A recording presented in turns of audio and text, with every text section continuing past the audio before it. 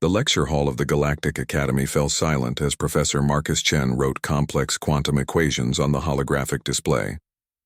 His students, a diverse mix of species from across the known galaxy, watched with varying degrees of attention.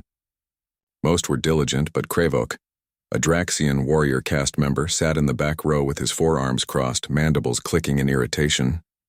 Draxians were known throughout the galaxy as apex predators. Their homeworld was a death trap of carnivorous flora and fauna, and they had clawed their way to the top of the food chain through sheer ferocity.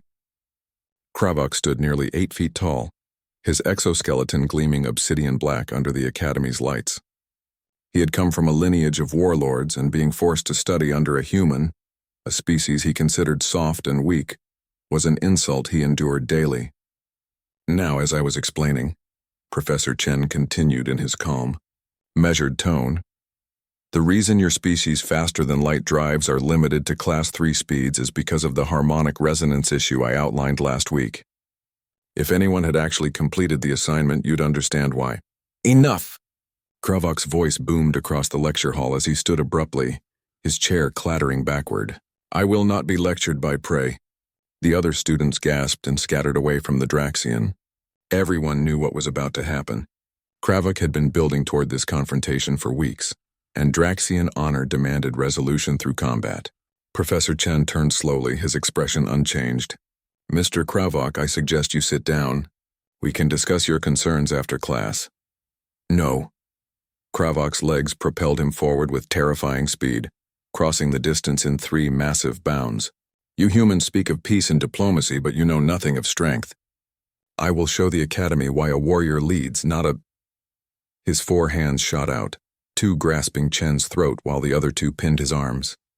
Kravok squeezed with enough force to crush Durasteel. In Draxian culture, choking was the ultimate display of dominance, watching the life drain from an opponent's eyes as they struggled futilely. But something was wrong. Professor Chen didn't struggle. He didn't claw at Kravok's hands. His face reddened slightly, but his eyes remained focused and calm. 30 seconds passed. Then 45. A full minute. Kravok's mandibles trembled with confusion. Any other species would be unconscious or dead by now. Even a Draxian would be seriously impaired. But Chen just stood there, meeting his gaze with an expression that almost seemed patient. The Academy's security system had already triggered, but the automated defenses were programmed with a delay. Faculty members were expected to handle minor altercations themselves. The AI was analyzing the situation, calculating threat levels. Chen's hand moved with sudden, practiced precision. Years of Brazilian jiu-jitsu on Earth, translated perfectly to alien physiology. He struck a pressure point on Kravok's primary arm joint, causing the limb to spasm and release. Before the Draxian could react, Chen had rotated his body, redirecting Kravok's momentum. The massive alien found himself off balance. You see, Mr. Kravok, Chen said, his voice slightly raspy but clear. You've made several miscalculations based on incomplete data. With a swift movement, Chen swept Kravok's legs. 8 feet of armored warrior crashed to the floor with a thunderous impact that cracked the reinforced tiles. First, Chen continued, pressing his knee against Kravok's thorax with surprising force. Humans evolved as persistence hunters. We don't sprint as fast as you, but our cardiovascular system is remarkably efficient. We can run for hours. We can hold our breath for minutes. Our bodies are designed for endurance. Kravok thrashed, but Chen had positioned himself perfectly. Every movement the Draxian made only tightened Chen's control. Second, you assumed that because we advocate for peace, we don't understand violence. Do you know how many wars humanity fought before joining the galactic community? How many martial arts we developed? How many ways we invented to hurt each other? Chen's voice remained eerily calm, almost conversational, as if he were still lecturing. Third, and most importantly, you confused kindness for weakness. That's a fatal error many species make about humans. Security Chief Vrax, a hulking Thorian, burst through the doors with a team of guards. They stopped short at the scene before them.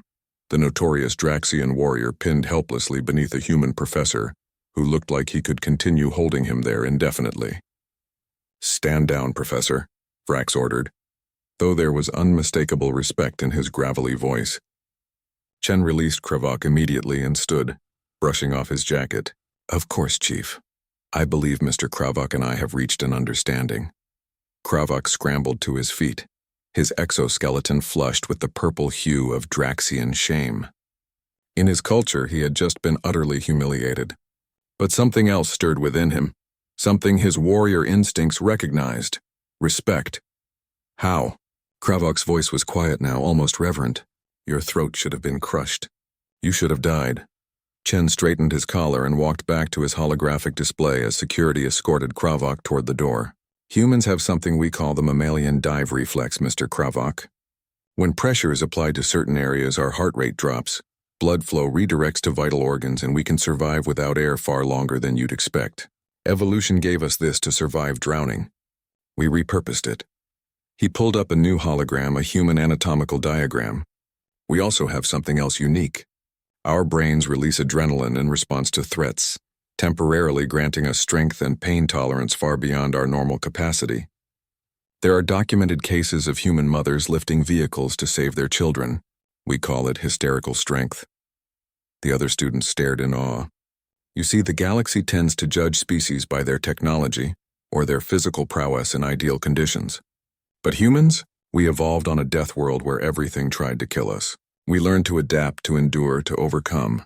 We became the most persistent, stubborn, creative survivors our planet produced. Chen turned to face the class, adjusting his glasses. That's why I teach here. Not because I'm the strongest or the fastest, but because I represent a species that refused to quit, no matter what the universe threw at us. And that, students, is what I hope you all learn in this class. As security led Kravok away, the Draxian looked back one final time. In his language of mandible clicks and guttural sounds, he spoke a single phrase that made Vrax's eyes widen. What did he say? Chen asked. The security chief cleared his throat. He said, I have much to learn from you, Professor. I will not miss another class. Chen smiled. Good, he's behind on his assignments.